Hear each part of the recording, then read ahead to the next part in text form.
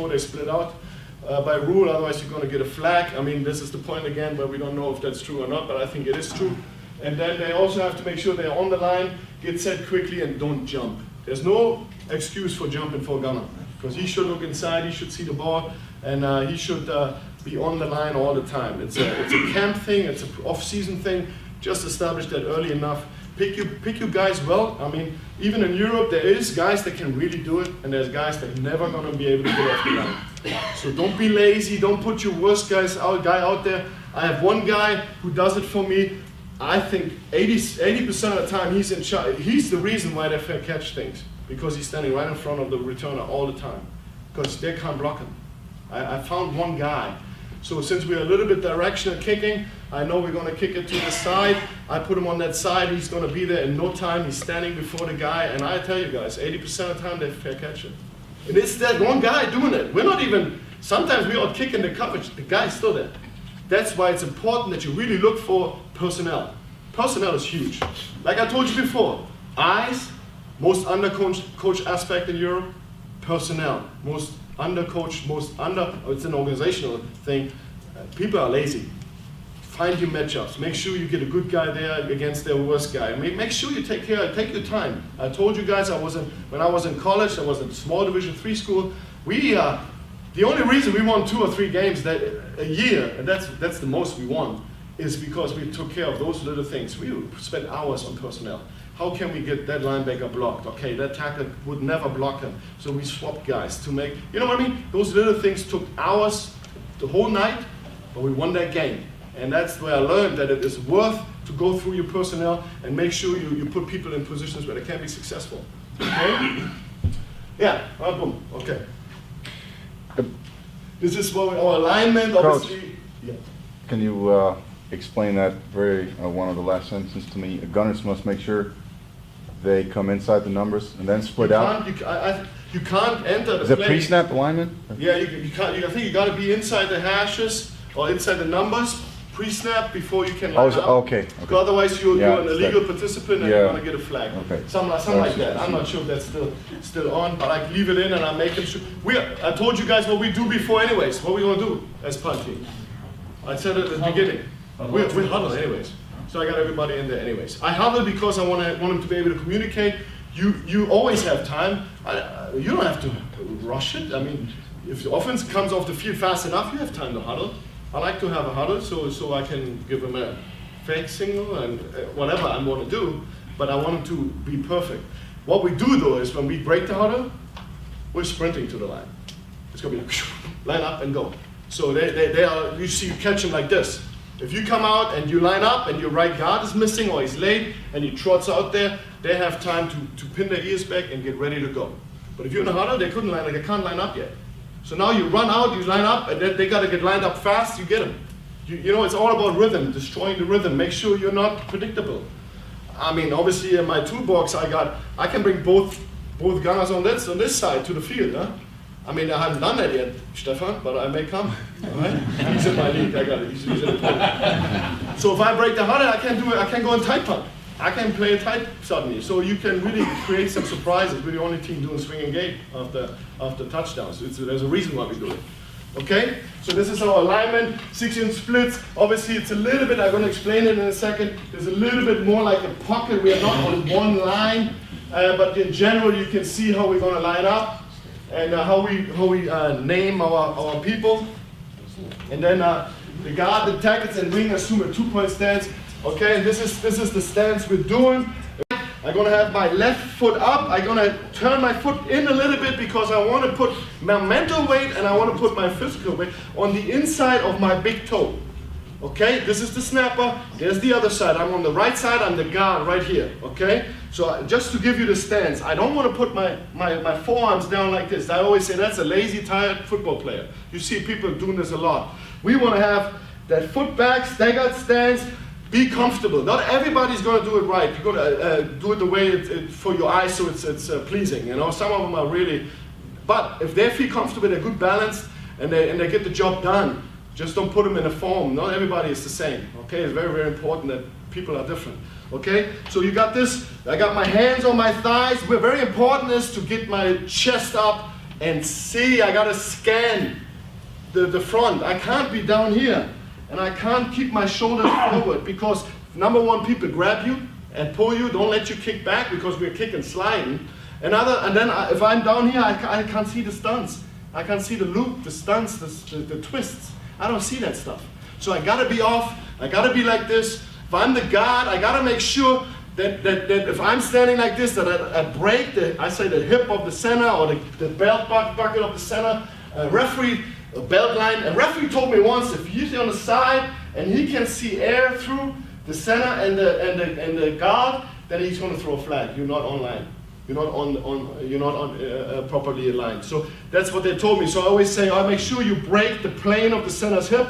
Make sure you cover him up a little bit, but never be on the same level with him. Why that? We're stealing. We want to get as much back as we can because we want to see it happen. Because there's a line of skirmish, a neutral zone. They can't get in there, so I gain some ground. Okay. The next guy, all right, the tackle has to relate to his left foot, his left up foot. That's his relate point. So the center has to line up first. All right. I always hated in practice when they take forever because everybody else is based on him. Now the guard can line up. Now he's waiting to line up. All right. And there's that split. Make sure you check the splits. Who are different, wechseln manchmal. Right? If I get a heavy inside rush, I may tighten them, okay? Sometimes I'm getting wider. You can make them wider, depends on where they're coming from. Especially if you have outside rushers and you want to make it wider for them, you can easily just spread it out, okay? But that's all game plan. I just check them out what they're doing, all right? So my inside foot, is on the same foot level like the guard's inside foot, not his back foot. Now we get to the point where the referee is going to say, if I look really at the helmet of the tackle, he's not breaking the center's belt line. So you're going to get a flag. And they throw it. Even in Europe, they throw it. So make sure you get that lined up. Hands on the thighs, chest up. Okay, very, very important. And feel comfortable and make sure you check and scan the whole up front. Okay? The wings are a little bit special. I don't know if I'm there. I just run through it. Komm mal bitte her. For the wings, it's important, if he's my, so dass alle das irgendwie sehen können, if he's my tackle, inside foot is up, right? Some teams have him inside, but you're never behind his foot. Why? Because he's stepping on your foot, and then you can't get back, right? You laughing? Shit happens, I saw that, okay? So you better make sure he's slightly outside, and I'm always telling him you gotta be able to touch his butt, which is, tricky with football players, but you tell him to touch his butt, and if you can barely do it, then you're in good shape. You're aligned properly. The wing has a different technique than the inside guys, because the wing has a tougher job, but I will talk to you about it in a second. Habt ihr das verstanden? And that's it, that you mirror that alignment on the other side. So, inside foot up, turn that foot in, put that weight, mental weight on that front big toe, okay? Get your chest up, all right? And then what you want to do is you want to kick and slide. We kick twice. Kick and slide means I want to push off that front foot, and that foot doesn't leave the ground. If there's grass, gotta see a line in the ground, all right? You don't want to get it up. Why? Because you are running in the risk that guys start walking back. Don't do that. Tell him to keep that foot on the ground. So what happens is I kick and I slide. And I get that line. Even here on the carpet, I can see it. Okay? I'm right here. At the same time, there's two different philosophies. We do punch inside, but I learned it early. Chamber your hands. Get them up. Get back. 1, 2. At the end, what we do is we run our feet at the end. Kick slide, run your feet. That's how we do it. But you see how my body goes up? Because why is it going up? Why do I don't let my hands stick out? Because people come fast, man. All right? Get them back. You can punch inside. That's part in the playbook right here. Because my kids love it more to help inside, but you don't have to necessarily do it. Kick slide. Run your feet. And then we want to end. We heard that a lot this morning. If you stop his charge, now we run our feet. You want to punch the guy inside, thumbs up, elbows inside, and you want to end up 6 inches above your eyes. You want to get separation and get him up. That guy's rush, and he's going to get up like this. Okay? Good measurement is when you tell him, They make the contact, and you want to hear the punch. It's not grabby, grabby. You got a lady here, gotta be careful. It's not grabby, grabby. It's punch, punch, boom, get them up, separate, and extend your arms, and you can hear it. If you don't hear it, if it's not a physical sound, you know they're doing it wrong. And they will get bull rushed. Okay? So you kick slide, right feet, bam! Get them up, and get your hands up, keep your knees bent, and blah, blah, blah. All right? You want Yeah? 10 Minuten noch. Okay. We are blocking a man within our zone. So you know alignment, we got technique. The wing is a little bit different. I'll show you. The wing is a little bit different. If this is my tackle, he's the outside rusher, and I'm the wing, I'm slightly outside. Rule number 1, you are not kicking back twice. You do whatever you have to do to stay in between the rusher and the block point. Where's the block point? Normally. 8 yards deep. Kinda. I went through it and I watched the film, and it is different, but it depends on the punter and all that stuff. But for us, it's 8 yards deep behind the ball, okay? So if he comes and he rushes, and if he's in front of me, I can't turn. I'm not open my hips. I'm just staying parallel. So if he goes inside, I can shut it down and push him down line of scrimmage. The moment the guy is on my level, he's even, he's going to do what? He's going to leave. He's leaving. Even leaving. So now I got to turn, and I put my hand on that hip, and then I up your shoulder, and I drive the guy by the ball and the block point. You got it? Hip, hand, bang, drive him by. Got to work on that. But it takes discipline. You got to have patience. Our guys are never like this.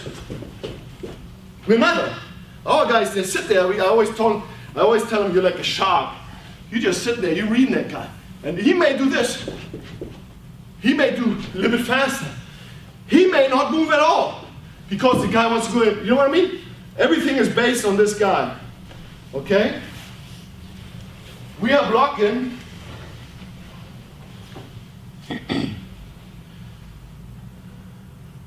You got all this stuff. I think you can get it anyways.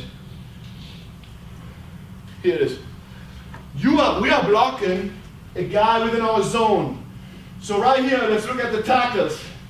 Everything from his nose out to his nose, that's his area. That's where he's going to block his guy. The moment there's a guy in that zone, that's his guy. The moment this guy that threatens this zone leaves, you don't chase the guy. You can't chase a guy in this concept. If you chase a guy, you cut the edge short for this guy to go and get it. Does your center stay in protection? Yes, I gotta have my center protected. Okay? Very easy. He's an integral part of the whole thing. Our center is a linebacker, outside linebacker. He's a very good athlete. You're not going to see offensive lineman snapping for me, because he's involved in snapping. That's an athlete that's going to do it. Okay? So everything from my nose out is for me. So if I get a guy looping back inside, I can punch here high and up. Yeah, I want to punch high and up, but I can't chase him. We talk about if people do, for example, common mistakes. Kick back once only. Don't kick twice. Oh shit, I got him. That's my zone, I can stop. There's a name for it, separation technique. You don't want to have separation in your technique. You stop once, you do one kick, and the other guy does two. What happens in between you guys? Gap. So you can't, I always say, those three guys, they are like a tag team. You gotta work together, buddy. You guys are one unit, and it's very difficult to find the proper people. But if you find three that can do it, and they communicate well, and they do it nice, keep them together. Right? Always be very, very late of switching people. Keep them rather there where they are, and they're going to produce for you. Okay? You guys understand this? Okay? And then we can man block. If they have an overload 5-3 situation, and there's a 3-man side, we can man block it. And man block is a short set. We don't kick back twice on that side. So it's 5-3. Personal protector is always going to call out, 8 men up, overload left. The first thing he says is, we have a color number, a color for it. I'm not saying it because there's my opponent, but we're gonna say, like, he's gonna say zone, man. The first thing he says refers to the left side. The second part is for the right side. Zone, man. It would be color now. Let's go purple, purple, yellow, purple, yellow. And purple stands for zone, yellow stands for man. Okay? Then the right side knows right now, I'm a man. So they're looking for the 3 guys to block. And what they do is they're gonna kick once and they're gonna boom. We're gonna attack the guys and don't give them the too much. Because if you kick back too much, you're a man. And now they start twisting. You have an issue now. Now people gotta follow people, and we don't want that. So we short setting them, okay?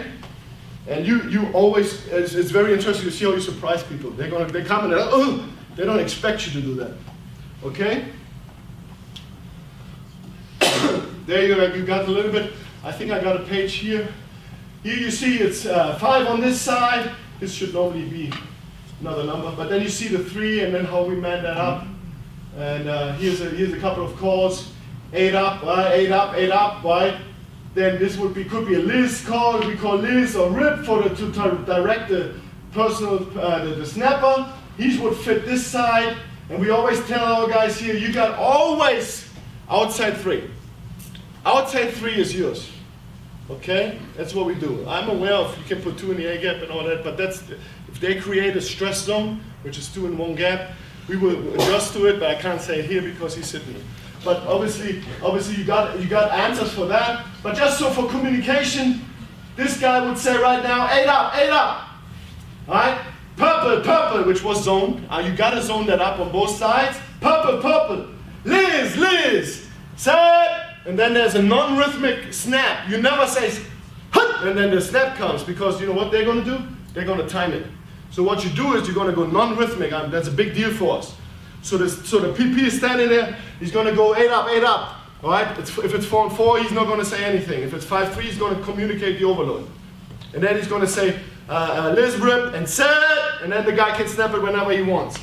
And then he sits there, and then he got to step forward in the A gap wherever he's assigned to. Okay? You got the overload right here. This could be purple, yellow for man. Okay? Always send the person, the long snapper to the zone side. Always has to go over there. Very, very important. And then obviously here's the same. There's a special one here. I want to talk about this one. Every time you get a stack situation or a guy head up, it doesn't have to be a stack. It could be just a head up guy over the long snapper. You never give the long snapper a guy head up. All right, the PP, his job is every time you got a guy, and our snapper is going to line up like this. He's going to check it out. The guy lines up in front. I'm covered, I'm covered. He's going to communicate to the PP that he's covered. And that automatically means he will never block this guy. The PP will always block this guy. Why? Because that guy can go both ways, left or right. Well, how are you going to block the guy? But this guy being at 5, he has a chance to see it.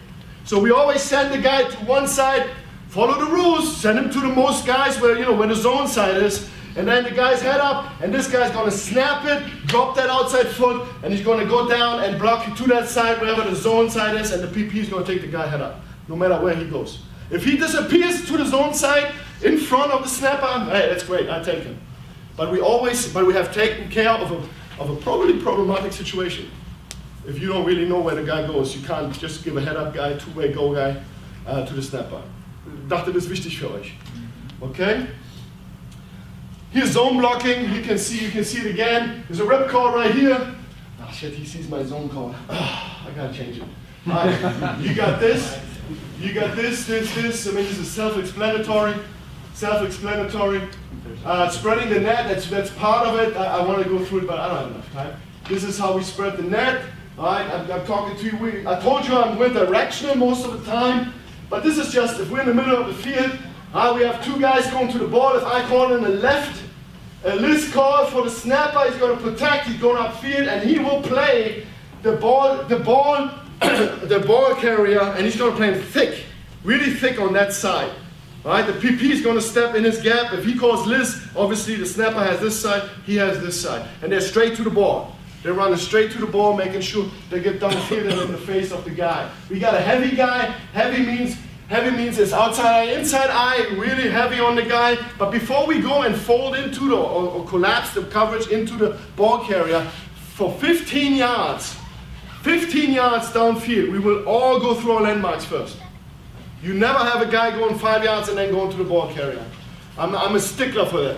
So those guys got to go through 15 yards, as you can see here, before they go to the ball carrier. Don't get confused about the end zone here and all that. Imagine this being the own 10, and this is downfield. Okay? Go through your landmark, and then convert on the ball carrier, keep them on your inside shoulder, and follow your advice. Heavy means eye to eye, I gotta really come hard down on you. Alright? If I'm a force guy, I'm a little bit more loose, I'm about 5 yards outside of you. I'm a contained guy, I gotta follow the 21-man rule. 21-man rule means what? I gotta better have 21 guys over there. If I got one guy hanging here, there's some shit going on. You know what I mean? You know, he may throw it over there. You guys understand? So if I'm a contained guy, I gotta go outside the number, a yard outside the number, and I make sure if I got a guy hanging here, right, I gotta really be careful. This is between, his landmark is between the numbers and the hash, on the hash, on the hash. We put cones there in practice. I got it on film. Okay? You understand it? Did you see that great punt return where they're all running over there, but actually the ball is going over there? That can only happen if people don't go through the landmark. If they just break it up too early. If they just don't get the proper read.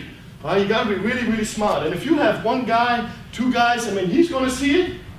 He can see it, and this guy can see it if there's a guy sitting here and the ball goes here.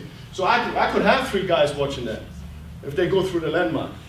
Okay, but you see that video, there's one guy. I think it's the kicker running over, and everybody else is 10 other guys over there. I still don't know how that works, but it works. Okay, and then obviously you can go directional. This is more a pooch punt or coffin corner situation here, where you get a guy behind. We do this not really out of this. We have a surprise punt where we do it out of offense. Our QB is punting it. We call it. I don't say the word because he's sitting here, but obviously we have this. Possible you can do this, and this is my email address. Let me show you a quick. I don't have time, but let me see if I can show you the film. I do it here. No, I do it without huddle because there's a couple of drills I want to show you. There's a couple of drills. They are pretty good. They're not. This is. I just found. I got this in my stuff. I just found this from the Oakland Raiders. This is the man side. Let me see. This is the man side short setting the guy. I think this is good film. And that's how we do our man side blocking. Otherwise, we would go kick and slide twice. Okay. This is the stance. Obviously, I can tell you right now what I don't like about this stance, and you guys can tell me too. I'm not. I mean, by the way, I was in camp with them. Don't think they're perfect. There's a lot of shit going on. You don't think that they're not perfect just because they have that 3-letter thing. There's a lot of rookies, a lot of guys doing it wrong. There are also some very good football players, and there gets some good coaching going on. But this is something where they're going to short set the guy, and they're going to short set the guy, but head is down. This is the most. I would kind of put that in relationship to my man's side blocking. This is not good film to teach zone blocking, okay? And it's really focusing on the escape, violent work, and try to walk inside, through the inside gap, to escape, see how he works to his landmark, and then it's all about effort, right? Hands on the thighs, he's a little bit better, right? This could be some sort of a wing guy, okay? He kicks slide, I don't like the kick out, he kicks out, and there's a little face mask going on. Pretty vicious when they do this stuff. But you see how they kick slide, and they just jump it once. Maybe not that great of film. And then let me show you this. If you talk about the gunners, Coach, you have the guys protect till the ball's kicked, or do you? They don't leave until that ball is kicked. Yes. They kick back. Now, so they drive on them until the ball is kicked. And then we want to get through the inside number out to the landmark, if we can.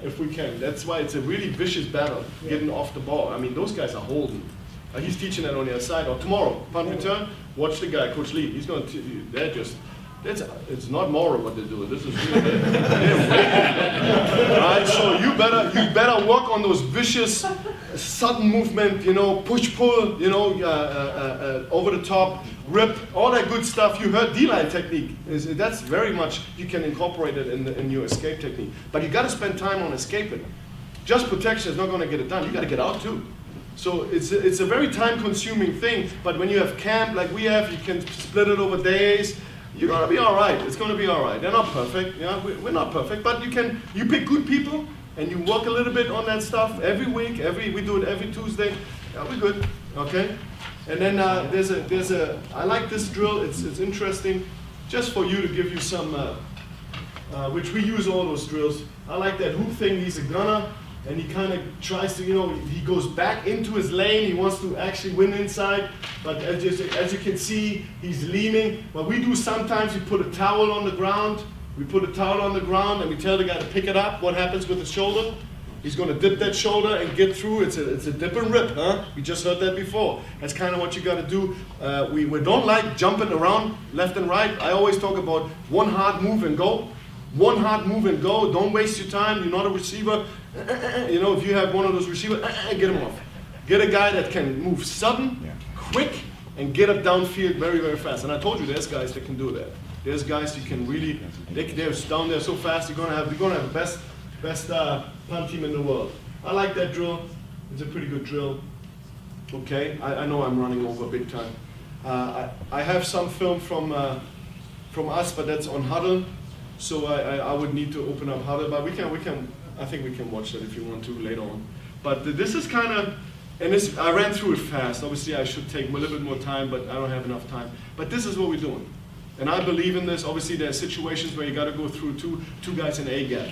A-gap is going to be the fast guy. I mean, people put fast guys in the A-gap knowing your snapper got to be involved in the protection. You need to be always aware of what can they do to hurt you. And then you got to adjust it. We have a tight call where we go that far. We block down and we take the end with a PP. We do stuff like this. We black and red protect this. And in the worst case scenario, and you can't get the guy blocked, you got to turn back, protect that. That's we even go that far.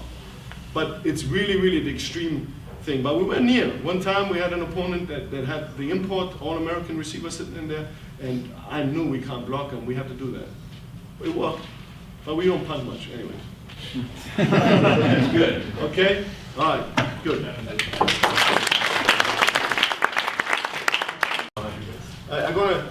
This is going to be the spread. I call it spread punt, pro style punt. That's a punt protection I use for a long, long time. I never did anything else.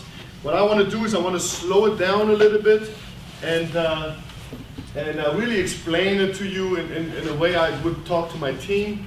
And if you have any questions, just ask, and just make sure we get the most out of this, so it's not rush through it. And then I really believe in this. It doesn't have to take very long, because it is not a lot. It's just a concept.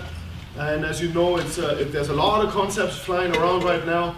And I was always a believer. Ich habe immer daran geglaubt, keep it really simple. And the most important part is that you really, really teach what you know. All the stuff you teach.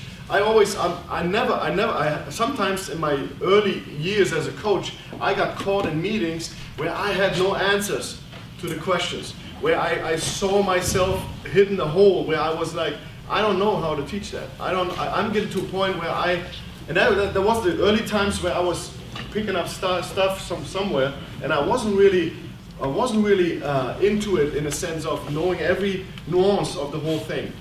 Make sure you really focus on one thing. Make it it's a philosophical question. Do you want to do a lot of stuff, or you want to do a few things very, very well? And I think the European game allows you to really do very few things, but if you really do them good, you're going to win more games than you lose. There's no secret to what we're doing. We're winning in Austria. We're winning 80% of our games. We're winning. And I'm 7 years in Innsbruck. The last 8 or 9 years, we're in the championship game every year. And it has not to do with me being awesome. It's not. We got some good coaches, and we really do very few things. I mean, there was the running gag going on when we came into the league. Oh, they're 4-3, too high team. I heard other offensive coordinators saying that. And then we won 40-0. And I said, yeah, you knew I'm a 4 front, 2 high defense, why you didn't do anything against it. You know what I mean? It's just one thing, because we played it very well. It was a few things. You would be amazed how few we're blitzing, how few things we're doing on defense. Yeah. Same on special teams. We're doing the kickoff return. We're running. It's getting installed over there right now by Coach Lee. Our kickoff return team is the last 4 or 5 years #1 in the league. They don't know how to stop it. And we haven't changed since we arrived in 2011. It's the same shit. Tag 3 right, tag 3 left. Maybe there's an eat in it, but that's it. So we are the living example of just do what you do and know it so you can teach it, and don't get distracted by new things coming in you see on TV and all that. If it makes sense to you and you have a resource in the US that can teach it to you, which I have a couple of guys in the pros I can go to, perfect. That helps you to adjust a little bit, makes life easier for you. But other than that, you better do what you do and know, because otherwise you're going to run into trouble. Okay? Ihr kommt in Problematiken. Spread punt, this is what we're doing. Okay? Or we call it spread, but really it's, oops. Okay? There's some things I do want to talk about before is why we're so good on special teams is also, actually we had #1 kickoff team last year too, I'm just saying. We have special teams. For us, everyone is playing special teams. We're not holding any starters out of special teams. They're all playing, okay? And nobody is too good to play special team. Bring the special teams manual and a pen to every meeting. And I'm telling that to my starting middle linebacker, to my starting safety, they all have to bring their stuff, and we are all playing special teams. If you look at my starting punt team, it's probably all the starters in there, okay? Kickoff, all the starters. All right, I'm a firm believer that you can't go into this game and be afraid. You can't be afraid of losing guys. It's just part of the game. This entire Spiels, it is brutal, it's vicious, and it's bloody sometimes. It is the game. You can't hold back because you will pay a price. You will get burned if you don't have your best guys in there. All right, that's why I kind of like the way they have one platoon and there's some backup. You know, I like what the coaches that talked before us. That's kind of what we do on special teams. I got a starting 11. You got to earn your spot on kickoff with me. I mean, it's special. We make it special. You one of those psycho crew, we call them the psychos. You better make sure they earn it. They want to be on it. So it's not like I made it a big deal day one. Okay, Lee is the same. Lee Rowland is the coach over there. His kick return is awesome. But you know what? This is not the scheme, man. We just have starting guys all over. Our starting linebacker is going to sniper you number 4, and that guy his feet going to be up there. That guy can hit. You know, if I put a backup guy that I'm not really trusting, and he's not a really physical guy, he's going to miss that block, and that guy's going to make the tackle. So always think about what happens when I'm really getting too soft on special. I call it always, you get soft in your depth. You know, be careful. Okay? Work hard. We will outwork our opponent. Obviously, that's like a Worthülse. Jeder sagt it, right? But it's true. You got to really work them hard and be stickler for the details. Okay?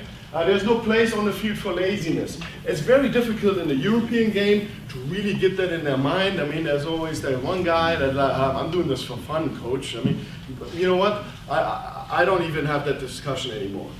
And I may be different than you because in my situation, I may be able to do more than you can in your team because I established it in 7 years there. That's the way we work. And people coming into the program, they most likely adapt to what we're doing, and they wouldn't say it. It's just because everybody around them wants to do it, and you don't hear a word. So you come in and you're a negative and you're a cancer to the program, you're not gonna be long with us. Every year we got about 20 quitters. I mean, we've got a big team every winter, and then it's getting down, and there's 20 quitters or 15 guys that don't come back. That's all right. You know, we always say not everybody can be a Raider. All right, it's not for everybody. All right, and if it's not for you, it's okay. Go voluntarily. Go, because then I see you in the city and I can still greet you and be nice to you and be a good guy.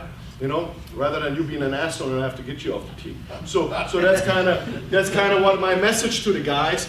And it's no pity in not being a Raider. You can be. We have Patriots. We have Hammers. We have some good football teams there. If you're not meant to be a Raider, No hard feelings, but don't waste my time. And that's kind of what we do. He bought into it, Coach Lee, everybody bought into it. So it is a special thing to be with us, all right? In Tirol.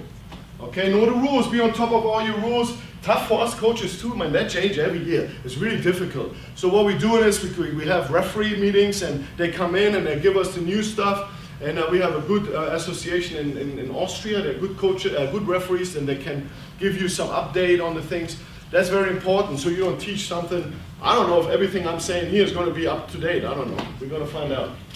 All right, get to the call-up. That call-up means get to the 30-yard line, 35, wherever you're going to get you guys together. I have on kickoff, I just have the huddle on the sideline for kickoff, for example. Punt, we are always huddling up before the punt on the field.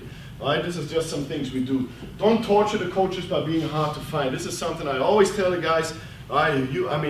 That's a reason to get off a special team, which is special for us. So you get off the team. I have no patience for that, okay? Depth shot, it's posted everywhere on our facility, everywhere. You have the depth shot everywhere. We send it, we have a Facebook group. I know they all have Facebook on their handy, so they can get it. They get the PDF there, they can always check it out. I mean, we're catering this stuff everywhere. Die haben das überall. They can get it on Twitter, they can get it on fucking Instagram, they get it everywhere, okay? And then, if you still don't know, all right, that means no playing time on offense and defense. You get off that special team, don't think you're still going to be my starting linebacker. So that's why you see on film my starting linebackers going through it 4 quarters. And you go week 8, we got 18 games. Week 18, you're still on the field. That's what we do.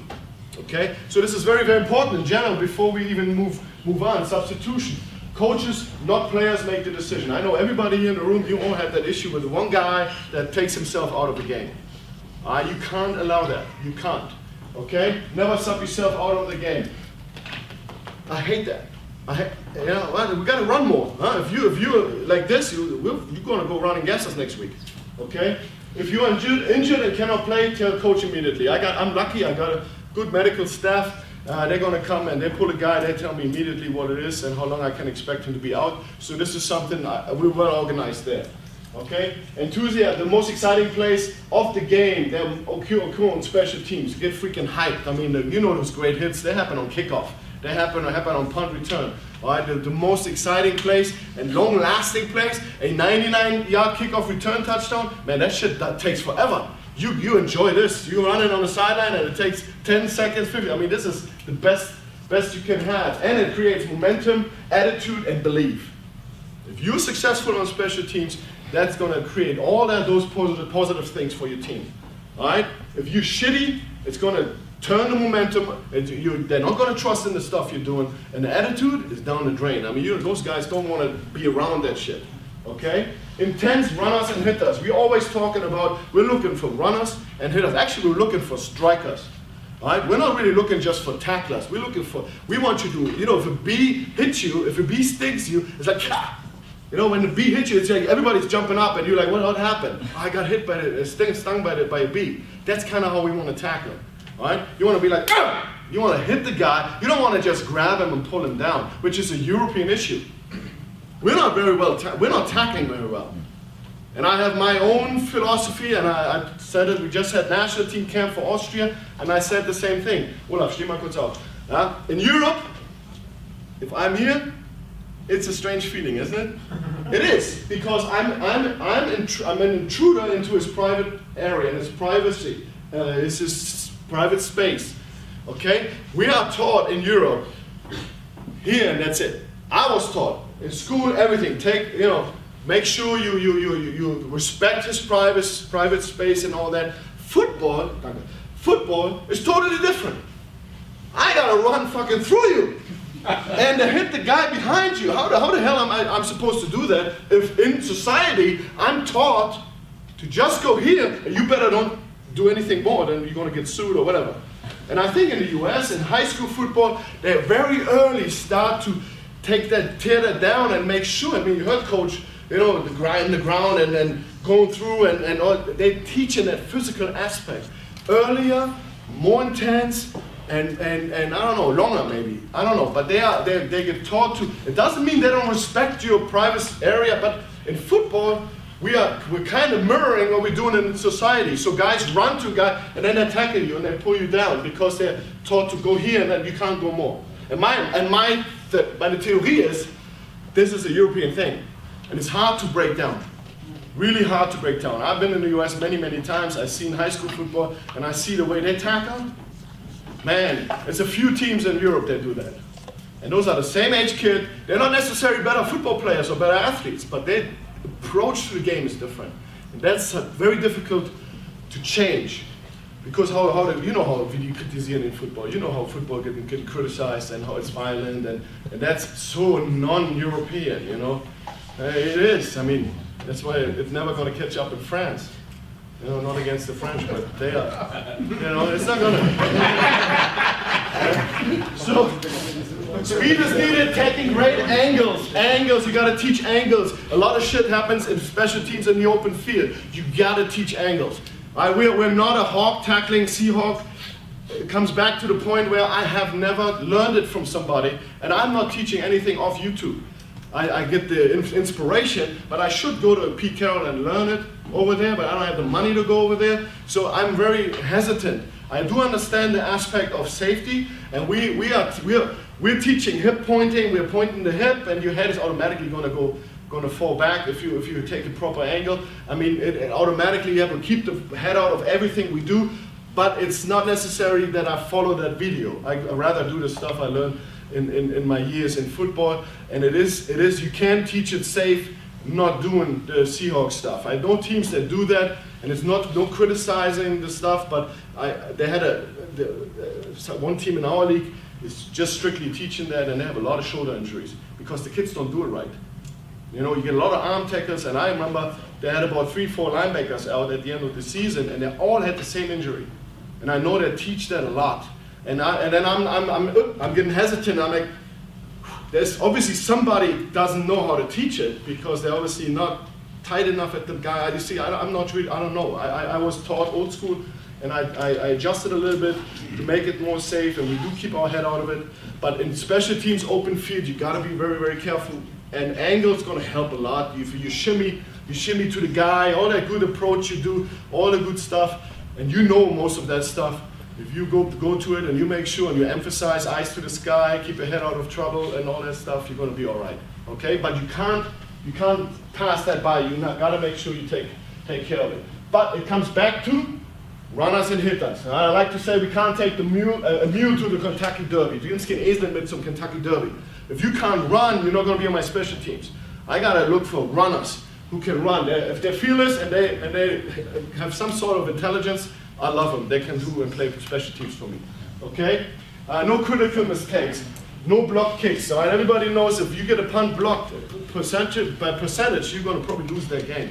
There's a statistical thing. If one kick gets blocked, you most likely lose that game. I don't know if that's true, but that striked enough fear into me to make sure no shit gets blocked. Okay? So I'm just working my ass off to not get it blocked. No turnovers and no penalties, which is nowadays is tough. As you know, punt return, kick return, as every punt and every kick return, I see a flag on the field. It's just what it is. Okay? All right, punt procedure and alignment. Be ready, punt alert. What we do is on third down, you hear punt alert on the sideline. Okay? No substitution errors. Get set quickly. Long set, the snapper. What we do on the sideline, the moment we say punt alert, he goes back and he snaps. All right, you don't want a cold guy standing there and he's like, what we do is punt alert, he knows he has a ball already placed. If you watch our games, you see that every time. And he goes to the snap and he starts snapping as long as this third down is going on. And if I decide to go punt, I send him on. He at least has done 2 to 3 snaps. I'm really believing in that stuff. I'm almost superstitious there. This has to happen, okay? I have no scientific proof that this is gonna help anything. But at least I have a guy that knows, all right, my snapper knows he's got to be on the field next down. That helps too, because sometimes they're on the sideline, don't know what's going on. Okay, at least I get him alerted. Okay? Expect the block attempt each time we punt. Don't be surprised. When we line up, all right, we expect you coming with 8, 9, I don't know what, you bring in the house. Every time we expect that. Even though your look doesn't indicate it, we expect you to come. Okay? Person protector is in charge of counting 11. His heels fast. is at depth of 5 yards and he's directly behind the guard. There's obviously different ways of doing it. That's how we do it. Obviously, you're going to get you're going to see a picture later on. I got everything set for you. And he's behind the right or left guard. I give him the freedom to do that, to go right or left guard based on the protection, on the overload, whatever we see. I like him to give him different variations. I don't want him to step A gap all the time and give the punt return team the same look. I like to come across and maybe ear-hole you once in a while, and then next time I'm standing in front, I want those A gap rushers to be really, really tender in their approach. I want them to not know where the guy is coming. All right, it's probably one of my better players doing that, so he's going to be physical, fast, and athletic. Okay? Unless you're inside the 5-yard line, and obviously you can't line up deeper than 2 because you're in the end zone. That's a minor adjustment, but it's good to have in mind that you really, in practice, go through it a couple of times. Punt it out of your own end zone, you got to take care of that situational part. Okay? It's very important that you take care of that. And then assume a 2-point stand, being able to block your assignment. I'll talk about stance in a second. Good splits and stances for the gunners. Must make sure they come inside the numbers and then split out. I think they got to be inside the numbers.